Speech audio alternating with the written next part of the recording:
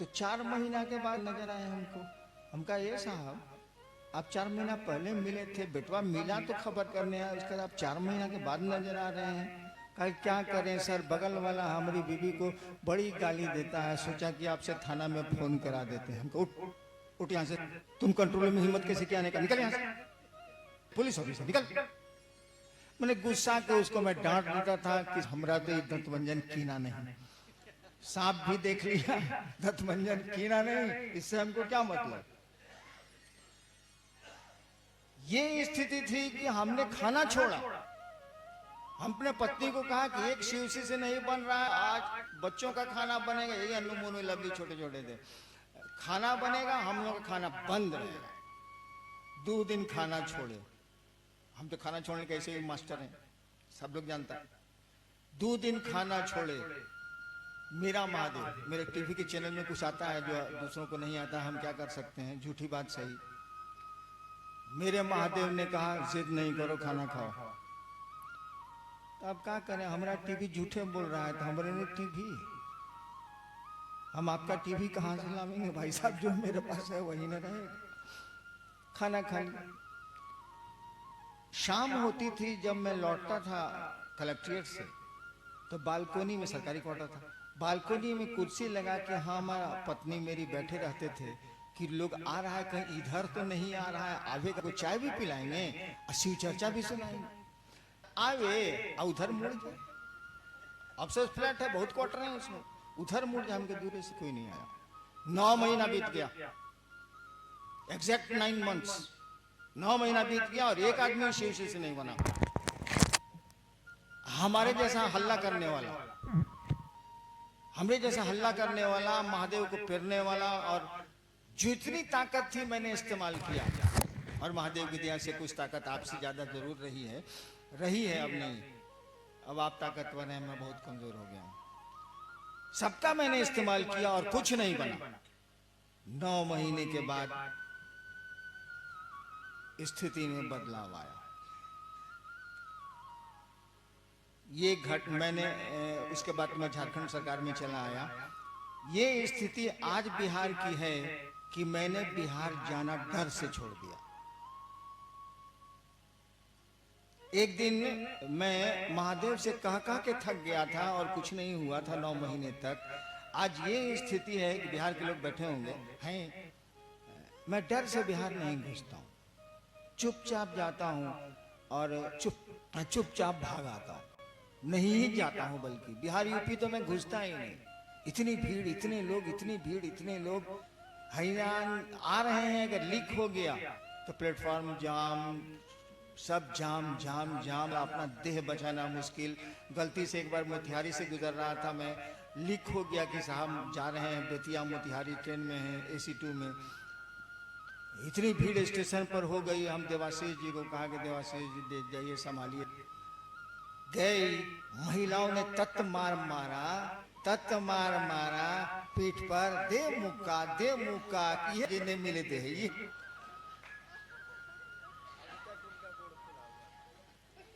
सही घटना ऐसे टाटा में हो गया।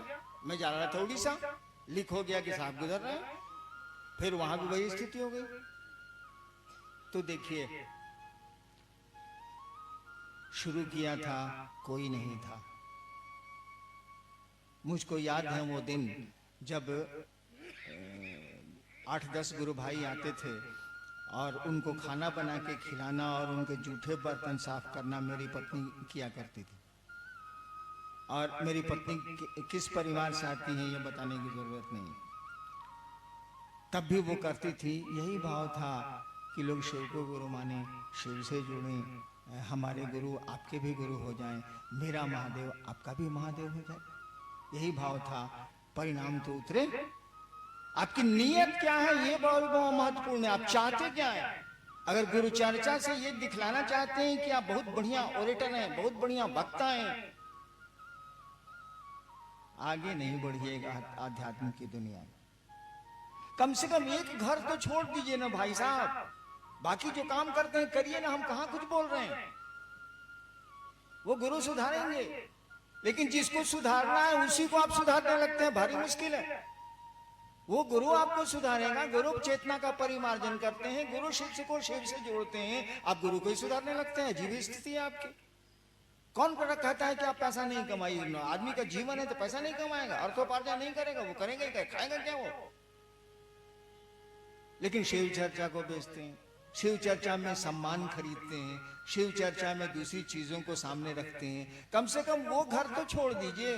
बाकी हमको कहीं कोई ऐतराज नहीं है, आप कहिएगा मैं बाकी चीजें दे सकता हूं, लेकिन छोड़िए तो पहले सही,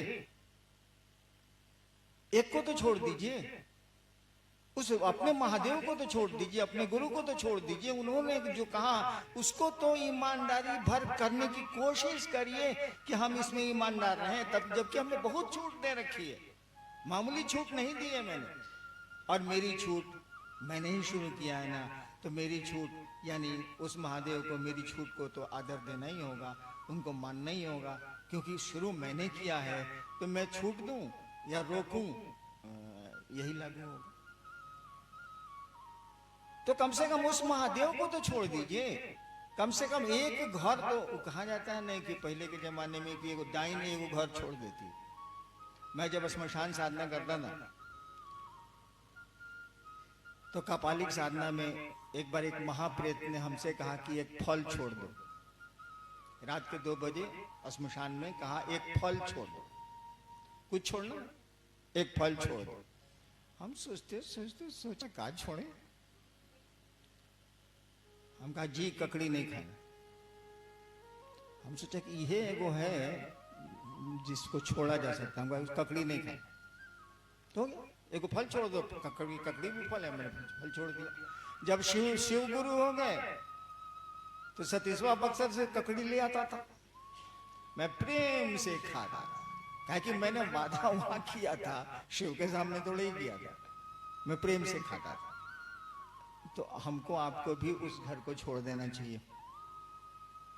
जो गुरु कहते हैं उसको ईमानदारी से करने की कोशिश करिए, करिएगा, परिणाम आपको मिलेंगे। मिल रहे हैं तभी इतनी भीड़ है। कितना हुआ, कितने साल बीते हैं शिव चर्चा के, कितना वक्त गुजरा है। अरे कमरे से बाहर मैंने शिव चर्चा शुरू की थी 1990 में, 22 साल न हुआ है।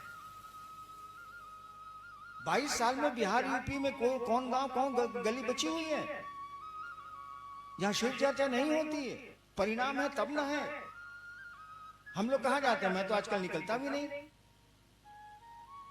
परिणाम है तब ना लोग शिव से बन रहे हैं, और आप घोषणाओं पर घोषणाएं किए जा रहे हैं, लोगों को शिव चर्चा की ओर मुखातिब किए जा रहे हैं, प्रेरित किए चले जा रहे हैं। परिणाम है। तो गुरु चर्चा करिएगा, गुरु का आदेश करिएगा, तो आपको भी लाभ ही होगा। बारिश सुबह से हो रही है और इस बारिश में भी आपका प्यार आंखों से झलक रहा है कि आप साहब से कितना प्यार करते हैं। प्रणाम करता हूं। ये काल का क्रूर फैसला का दिन है, ये याद रहेगा हमको आपको। लेकिन साथ में हमारे प्राण वायु हैं, हमारे साहब इस कालखंड के महामानव, जो पल प्रतिपल हमारे साथ जीते हैं, हमारे साथ चलते हैं, और सिर्फ हमारे आपके आध्यात्मिक उन्नयन के लिए आशीर्वाद प्रदान करते रहते हैं। आइए हम सभी मिलकर अपने हृदय की श्रद्धा को उनके चरणों में अर्पित करते हैं। साहब दीदी हमारे आपके जीवन के शाश्वत माल्यार्पण का यह अवसर कार्यक्रम साहब की तस्वीर पे दीदी मां के साथ महादेव की दया से वो वक्त आ गया है कि हम सब मिलके उनके तस्वीर पे माल्यार्पण करें और पुष्पांजलि अर्पण कर उनसे आशीर्वाद की याचना सतत करें। हम अनुरोध करते हैं माल्यार्पण के लिए हरानंद अंकल जी से, जज अंकल से, आंटी से, श्री कामेश्वर बाबू से, माधुरी दीदी से, अनुनीता आनंद जी से, अभिनव आनंद जी से, निहारिका जी से, भैया श्री अर्जित आनंद जी, दीदी बरखा आनंद जी, पिंटू भैया से आग्रह होगा कि आप आइए। मां, आप सभी लोग रत्नम दक्षिणामूर्ति ईशी, गौरी अर्चिता, अवनी, आप सभी आइए। इस भाव से माल्यार्पण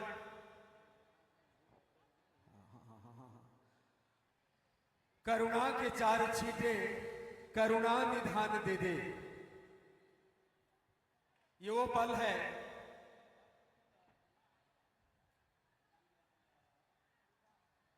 सभी जो जहां है वहीं से मानसिक रूप से इस कार्यक्रम में शामिल हो जाएं, परिणाम एक समान मिलेगा। कल्पतरु के नीचे बैठे हैं हम आप, जहां मनोकामनाएं स्वतः पूर्ण होती हैं, वो ये बेला है, यह अवसर है। हम जहां हैं अपने हृदय को, अपने हृदय पुष्प को अर्पण कर रहे हैं साहब के तस्वीर पर माल्यार्पण के प्रतीक के साथ, लेकिन हम अपने हृदय पुष्प का अर्पण कर रहे हैं, आशीर्वाद मांग रहे हैं कि आप हमें शाश्वत जीवन दीजिए। ये वो आशीर्वाद का पल है कि आप मेरे जीवन के उन्नयन, आध्यात्मिक उन्नयन का भार लीजिए। प्रार्थना का पल है कि हे शिव, आप मेरे गुरु बनिए। यह अनुपम पल साहब दीदी से आशीर्वाद लेने का, साथ में पुष्पांजलि कार्यक्रम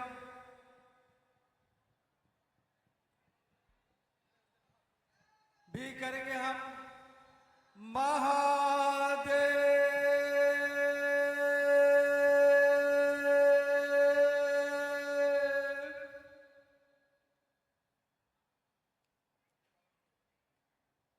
विनम्र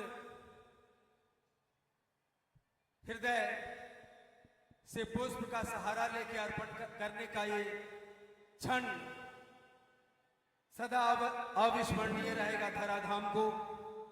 ये साहब से कि प्रथम पुण्य स्मृति दिवस में हम आप आज सभी लोग शामिल हैं, जहां है वहीं से अपने हृदय के पुष्प का अर्पण इनके चरणों में करेंगे, कर रहे हैं हम आप।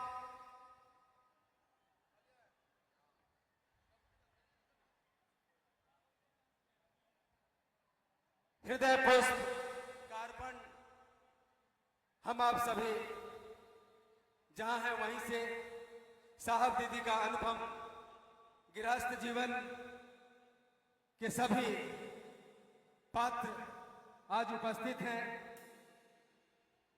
पुत्र, पुत्री, पुत्रवधू, दामाद, नाती, नाती तो नहीं, नातिन, पोती, देखिए कितना प्यारा परिवार है। साहब श्री के अनुज छोटे भाई, हम लोगों के अंकल हरानंद अंकल, वो भी हमारे आपके बीच हैं।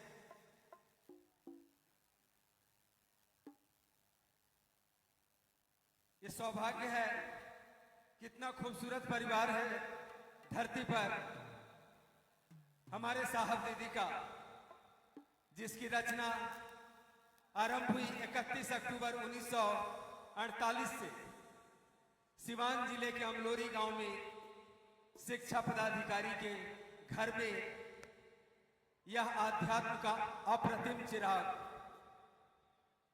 का उदय हुआ। गुरु महादेव साहब और उपस्थित तमाम गुरु भाई बहनों को मेरा प्रणाम है। आज का दिन ये बताने की आवश्यकता है कि हम और आप यहाँ क्यों इकट्ठा हुए हैं, क्यों जमा हुए हैं।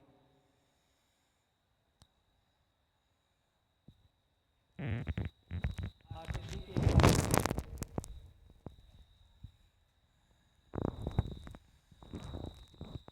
साहब ने इसी दिन अपना शरीर त्याग दिया था।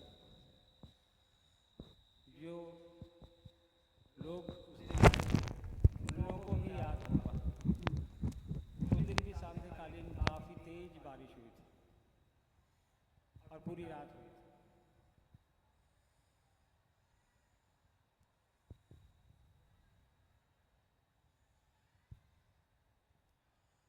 आप लोग उस दिन भी इस बारिश में अपने साहब के सानिध्य के लिए, उनके दर्शन के लिए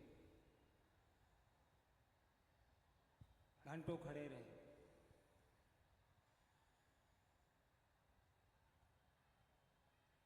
किसी का जाना, इस शरीर को छोड़ना, इस शरीर को त्यागना एक प्रक्रिया है, जीवन है।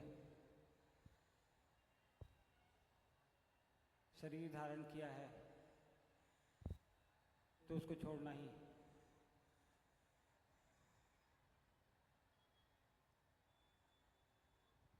एक दफे आपसे मैंने पूछा कि साहब बताइए कि भगवान अगर शरीर में आएगा तो उसको कष्ट होगा कि नहीं, वो गलतियां करेगा कि नहीं। साहब ने बड़ी साफगोई से मुझे जवाब दिया कि बिल्कुल करेगा।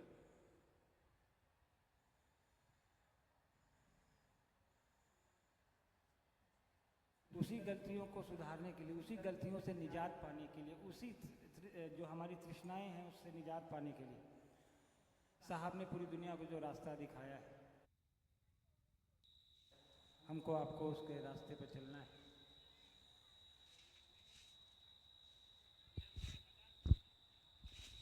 हमने तो बचपन से देखा है, यहाँ कई लोग ऐसे होंगे उन्होंने भी साहब को देखा है काफ़ी वर्षों से। हमारे चाचा यहाँ बैठे हैं, उन्होंने बचपन से देखा है। प्रोफेसर साहब ने देखा है, हमारे जज अंकल ने कॉलेज के दिनों में भी उनको देखा है। हम लोगों से ज़्यादा बेहतर ये लोग बता पाएंगे आपको साहब की जीवनी के बारे में। लेकिन एक जितना पुत्र होने के नाते हमने देखा, पाया, समझा, एक साधारण इंसान के रूप में, एक प्रशासनिक अधिकारी के रूप में, एक सामान्य गृहस्थ के रूप में, एक अलौकिक शक्ति, एक पुत्र होने के नाते नहीं, एक सामान्य इंसान होने के नाते जो मैंने महसूस की वो विद्यमान थी, है। उसका नज़ारा यहाँ दिख रहा है। आज करोड़ों लोग साहब से जुड़कर उनकी विचारधारा पर, उनकी सोच पे चलकर पूरी दुनिया में के गुरु स्वरूप का अलग जगा रहे। ज़्यादा समय नहीं लूँगा। श्रद्धांजलि, पुष्पांजलि तो महज एक प्रक्रिया है। संसार में साल पूरा होगा, 2 साल होगा, हम और आप ऐसा कर पाएँ कि ये है हज़ारों साल, लाखों साल, करोड़ों साल तक यह प्रक्रिया चलती रहे। हमारे आपके दिल में हमारे साहब के प्रति प्रतिदिन श्रद्धांजलि हमारा आपका दिल अर्पित करता रहे, इसी कामना के साथ आप सभी को मेरा प्रणाम है। धन्यवाद।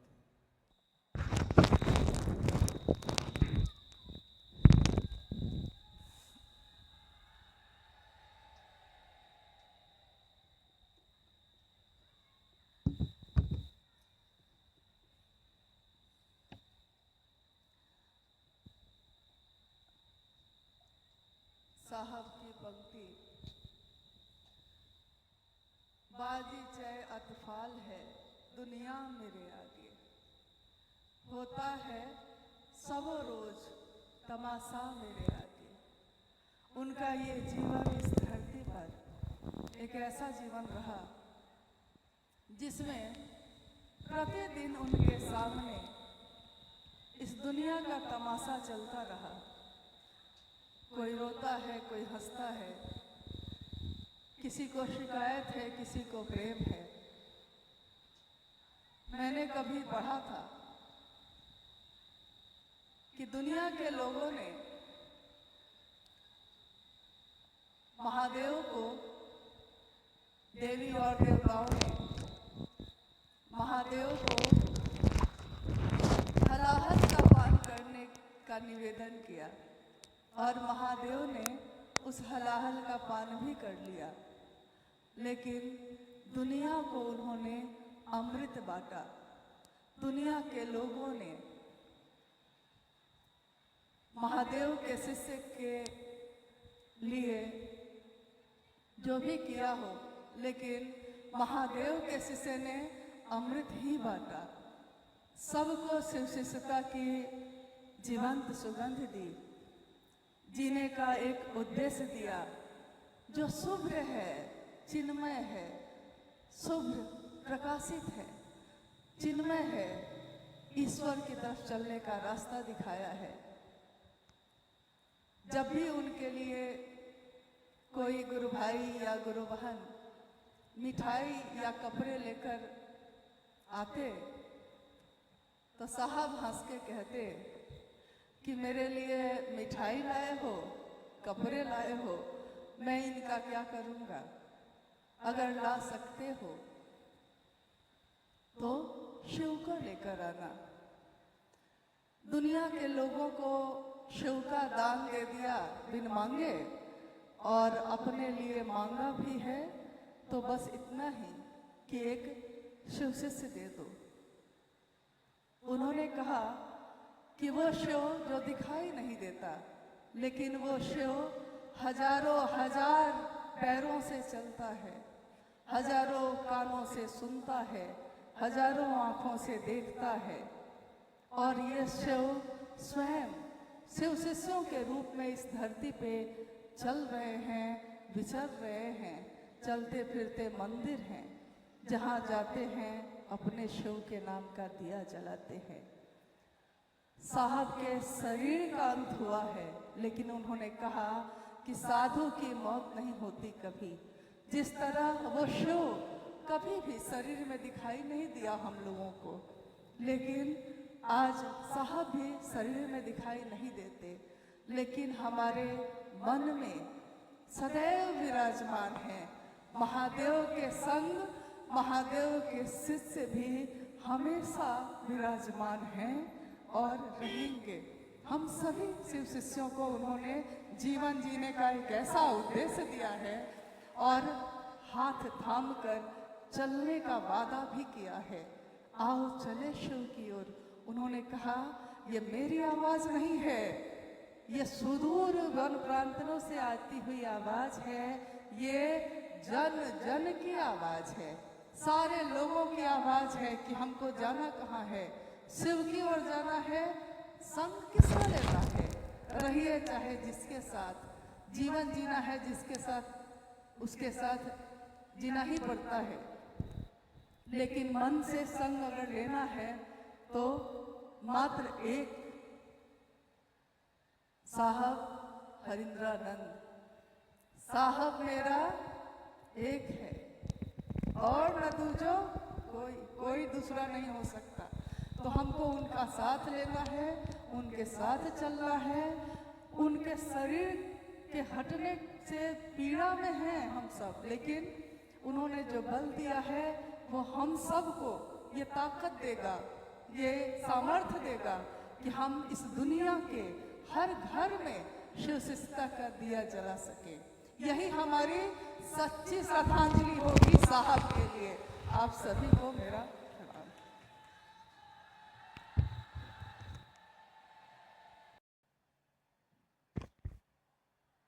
मैं नहीं जानता संसार की दिशा दशा शिव के बगैर कैसी होगी, पर यह मुझे अनुभूत है कि शिव के साथ यह सृष्टि मानवता सबल होगी, सक्षम होगी, सुवासित होगी।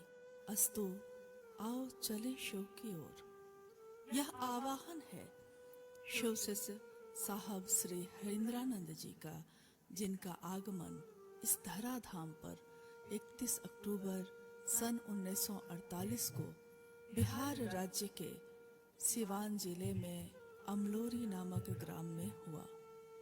सुबह जन्म हुआ, शाम को स्वतः संपूर्ण भारतवर्ष में दीपावली मने, धरती रोशन हुई।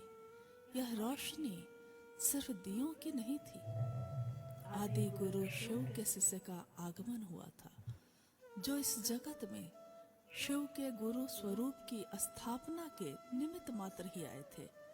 धरती के पर्वतों पर या मंदिरों में नहीं, बल्कि प्रत्येक मानव हृदय में।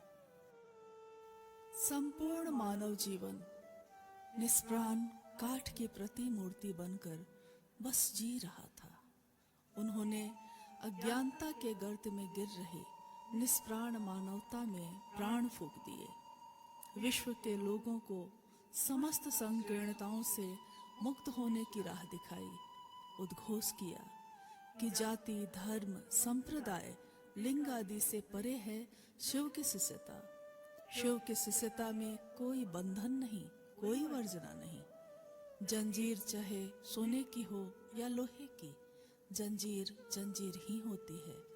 बंधन, वर्जनाएं इस धरती के लोग लगा सकते हैं, परंतु जगत के गुरु शिव, विश्व गुरु शिव, आदि गुरु शिव बंधन से बांधते नहीं, बंधन मुक्त करते हैं। साहब श्री हरिंद्रानंद जी का यह उद्घोष पल प्रतिपल विस्तार पा रहा है।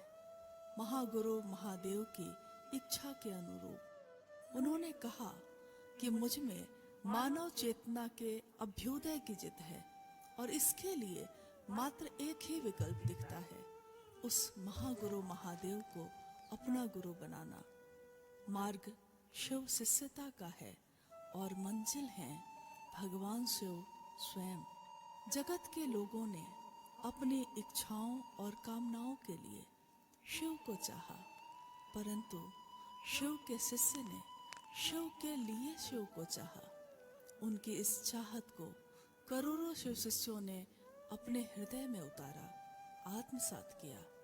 दुनिया के लोगों ने समझा कि शिव से ज्यादा अपना दूसरा कोई नहीं हो सकता।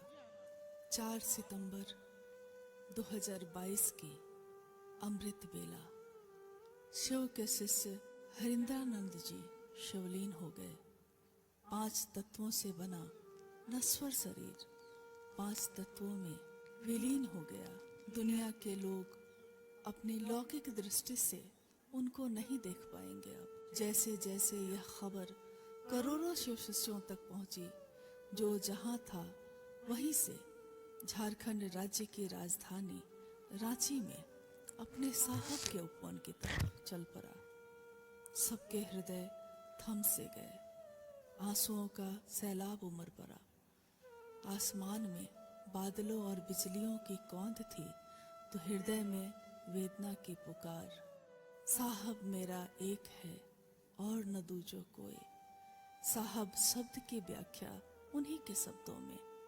साहब परमात्मा को कहते हैं, ईश्वर को कहते हैं, शिव को कहते हैं। जिस तरह सूर्य ना तो उदित होता है ना ही अस्त, बस हमारी दृष्टि ही कभी उसे देख पाती है, कभी नहीं। परंतु उस सूर्य के अस्तित्व पर इससे कोई असर नहीं पड़ता। शिव कण कण में विराजते हैं। शिव शिष्य हरिंद्रानंद जी उनके संग ही विराजते हैं। इस आकाश के विस्तार में उनका ही दर्शन है। वायुओं के संग नमः शिवाय के जप में उनका ही चैतन्य। शिव शिष्यता की पावन जलधारा में उनकी ही गूंज।